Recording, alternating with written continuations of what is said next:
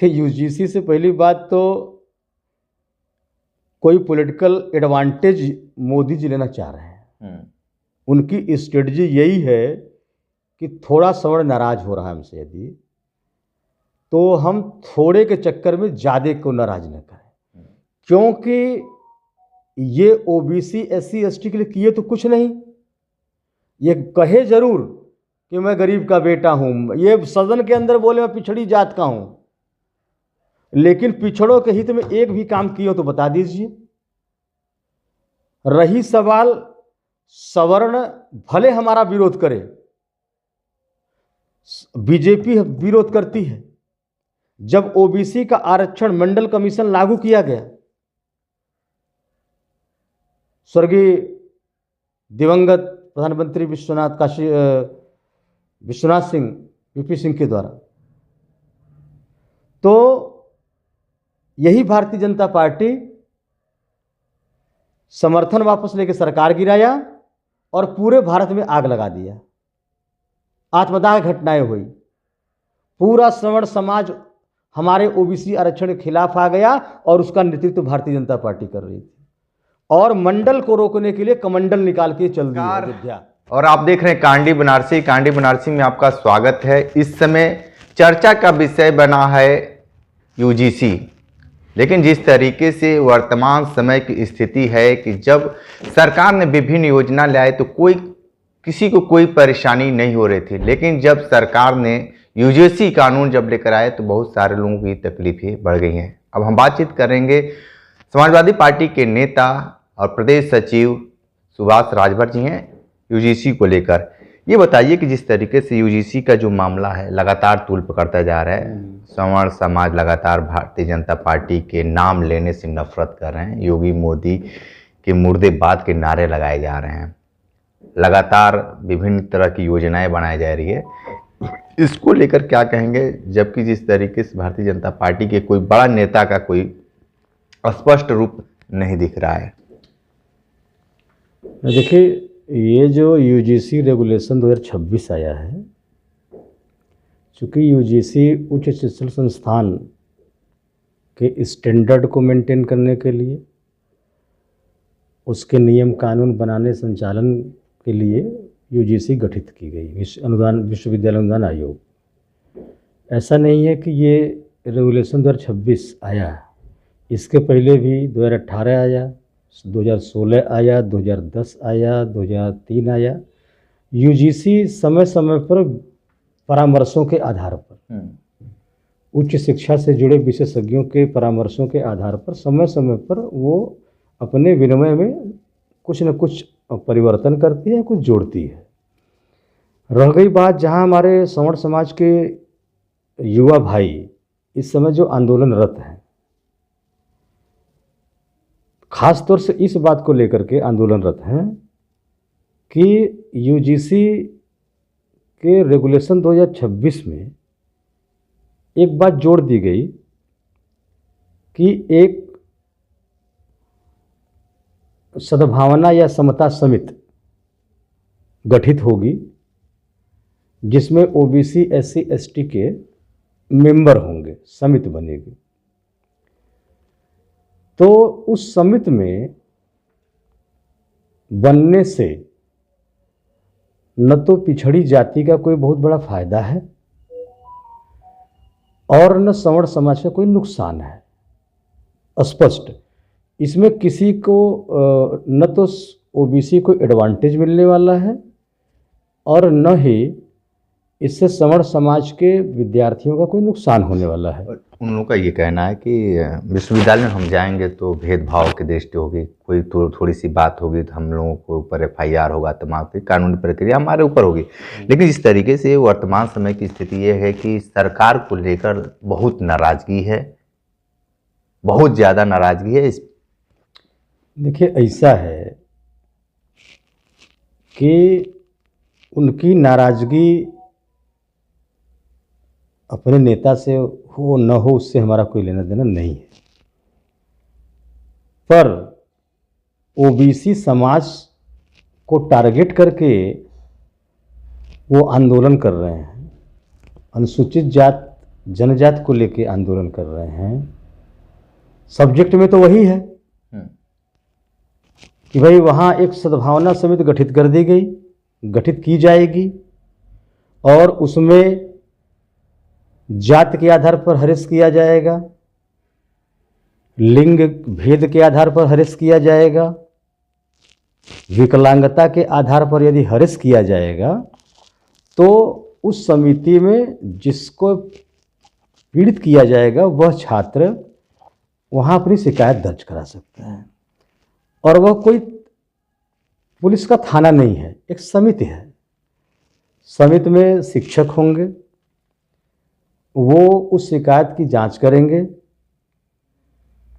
शिकायत पुष्ट होगी तो फिर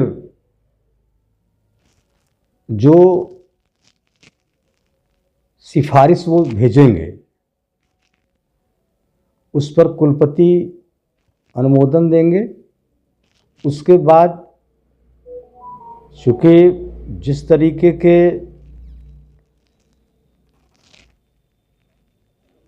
हैरेसमेंट होते हैं, ये बात छुपी नहीं है। लेकिन एक बात बताइए कि जिस तरीके से भारतीय जनता पार्टी के लोग आज से एक हफ्ता पहले ये कहते थे कि हमारे मोदी जी जो निर्णय लेते हैं ठोस निर्णय लेते हैं, जब ये भारतीय जनता पार्टी के नेता जब ठोस कदम जब ले ही लिए हैं तो इनको तकलीफें कहाँ से आ गई हैं? देखिए, है क्या इसमें कि ये यूजीसी रेगुलेशन 2026 नरेंद्र मोदी और अमित शाह जी के राजनीतिक योजना का एक टूल्स है। इधर भारतीय जनता पार्टी के संगठन में कुछ भी ठीक नहीं चल रहा है। इस समय सवाल इस बात का है कि नरेंद्र मोदी जी का उत्तराधिकारी कौन बनेगा। और जिस तरीके से भारतीय जनता पार्टी धर्म की राजनीति करती है, धर्म को धर्म से लड़ाती है और जाति को जाति से लड़ाती है, तो इधर ये सवर्ण समाज जब गुजरात मॉडल के लोग, गुजरात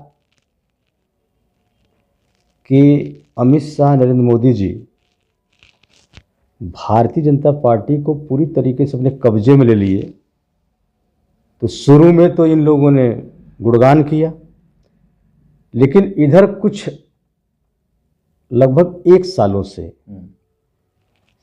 भारतीय जनता पार्टी में अंदर ही अंदर गुब्बार बन रहा है।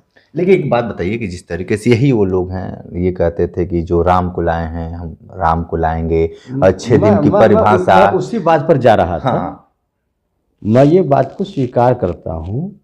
देखिए, ये जो लोग हैं ये अनादिकाल से SC ST OBC के प्रति इनका एक पूर्वाग्रह रहा है। पूर्वाग्रह का होता है कि बिना तथ्यों के पूर्व की धारणा बना लेना। जैसे सुभाष राजभर भर है तो गंदा है, अनुसूचित जाति वाले हैं तो कम बुद्धि वाले हैं, अयोग्य होते हैं, ये राजपाट क्या चला सकते हैं। लेकिन जब अवसर मिला हमको, पहले तो हमको अवसर ही नहीं दिया गया, लेकिन जब OBC SC ST को अवसर मिला तो हमने बेहतर शासन करके दिखाया कि नहीं हम सरकार भी चला सकते हैं, शासन भी कर सकते हैं। हमको पढ़ाई का अधिकार मिला तो हम IAS IPS की परीक्षा में टॉप करके भी बताया कि हमारे अंदर योग्यता है। जब बाबा साहब को संविधान लिखने का अवसर मिला तो उन्होंने संविधान लिख के बताया कि हमसे बड़ा कोई विद्वान नहीं है, और कम से कम दिनों में उन्होंने संविधान सौंप दिया। लेकिन ये जो इनका प्रेजुडिस है, पूर्वाग्रह है, पहले ओपन था। जैसे हमारे पूर्वजों को, पुरखों को ये सारे मूल अधिकार से वंचित कर दिए थे। तब संविधान लागू नहीं था, तब धर्मशास्त्र के नियम लागू थे। धर्मशास्त्र नियमों के आधार पर हमारे पूर्वजों को अपमानित किया गया, उन्हें शिक्षा, चिकित्सा, सारे फंडामेंटल राइट से हटा करके जानवर की ज़िंदगी जीने पर मजबूर किया गया। और ये 1-2 दिन नहीं चला, 5000 साल चला। फिर बाबा साहब का संविधान लागू हुआ 26 जनवरी 1950 को। संविधान में समता और समानता की बात की गई, लेकिन जो ओपन पूर्वाग्रह था वह बाद में हिडन हो गया। और विशेषकर मैं बता दूं कि पूर्वाग्रह है क्या। नकारात्मक अभिवृत्ति पूर्वाग्रह होता है। जैसे आप कुलदीप जी हैं, आपके बारे में बिना कुछ मैं जाने एक अवधारणा, पूर्व अवधारणा बना लूं, यह बेकार आदमी है, अयोग्य आदमी है और निम्न स्तर का है, तो ये गलत है, यही पूर्वाग्रह है। तो अभी तक जितने मनोविज्ञान के क्षेत्र में रिसर्चेज हुए हैं, सवर्ण समाज का, ओबीसी, एससी, एसटी के प्रति नकारात्मक सोच है। मतलब वो कहते हैं मैं श्रेष्ठ हूं, ये हीन है, ये अयोग्य लोग हैं, ये गंदे लोग हैं। आज भी वो हिडन रूप से इनके मन में बसा हुआ है।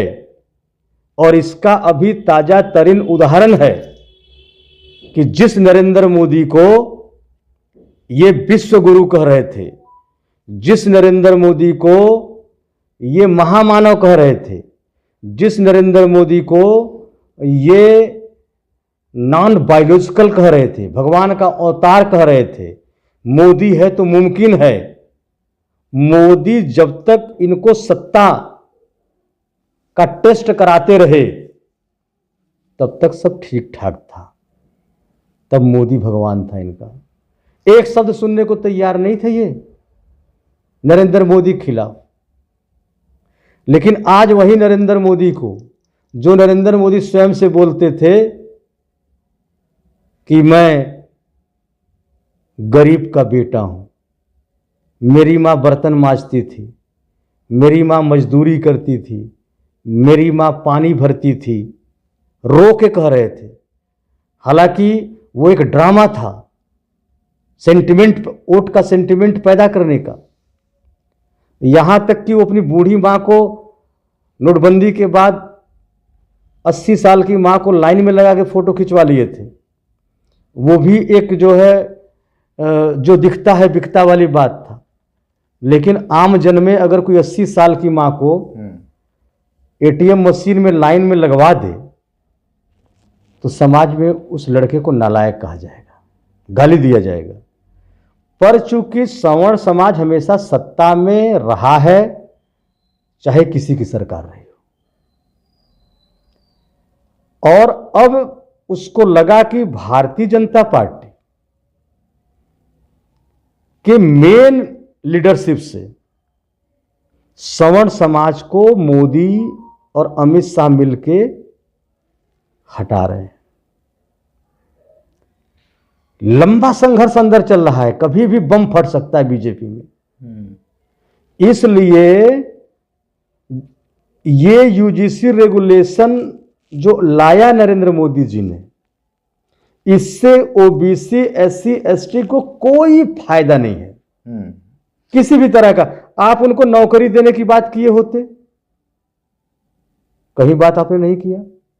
प्राइवेट संस्थानों में नौकरी देने की बात किए होते, नहीं किया।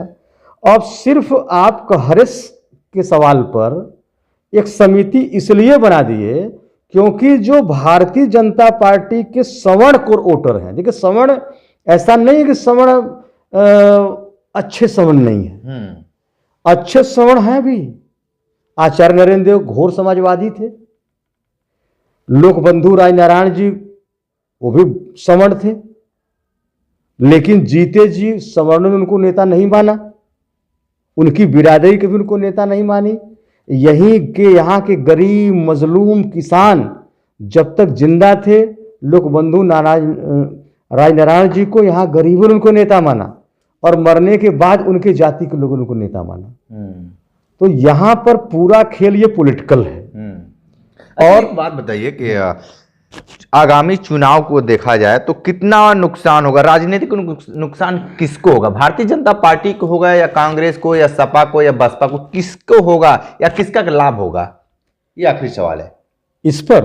हाँ, यूजीसी से। हाँ, यूजीसी से। देखिए, यूजीसी से पहली बात तो कोई पॉलिटिकल एडवांटेज मोदी जी लेना चाह रहे हैं।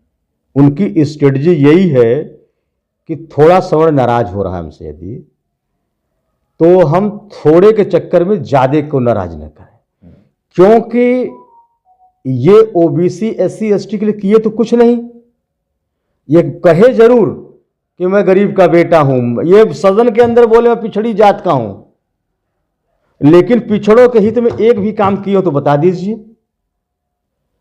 रही सवाल सवर्ण भले हमारा विरोध करे, बीजेपी विरोध करती है।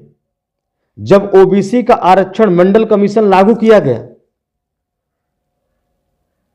स्वर्गीय दिवंगत प्रधानमंत्री विश्वनाथ सिंह वीपी सिंह के द्वारा, तो यही भारतीय जनता पार्टी समर्थन वापस लेके सरकार गिराया और पूरे भारत में आग लगा दिया। आत्मदाह घटनाएं हुई, पूरा सवर्ण समाज हमारे ओबीसी आरक्षण के खिलाफ आ गया और उसका नेतृत्व भारतीय जनता पार्टी कर रही थी और मंडल को रोकने के लिए कमंडल निकाल के चल दिए अयोध्या। तो ये ओबीसी के हितैषी कभी नहीं है, एससी के एसटी के नहीं है। आप देख लीजिए, सेंट्रल यूनिवर्सिटी और स्टेट यूनिवर्सिटी में जो ऑनरेबल वाइस चांसलर हैं, 99% कौन बैठे हैं? कौन बैठे हैं भाई? टॉप टू बॉटम, टॉप पर वीसी है, बॉटम पर चपरासी है, बीच में अध्यापक हैं, सारे जगह तो वहीं बैठे हुए हैं। अब ये सवाल जो किया जा रहा है कि हमारा रिप्रेजेंटेशन नहीं है उस कमेटी में, भाई जब आप सर्वे, जब एक कहावत बड़ी पुरानी है कि सैया भय कोतवाल तो अब डर काहे का। अरे भाई वीसी आपका, मैं सवर्ण समाज के भाइयों से कह रहा हूं कि अनावश्यक आंदोलन है ये, और बेवजह एक तरीके से वादरेशन पैदा किया जा रहा है और ओबीसी को ट्रोल किया जा रहा है। इसमें ओबीसी को क्या मोदी जी ने दे दिया कि क्या फायदा हो गया? अभी तो आप नुकसान ही कर रहे हो।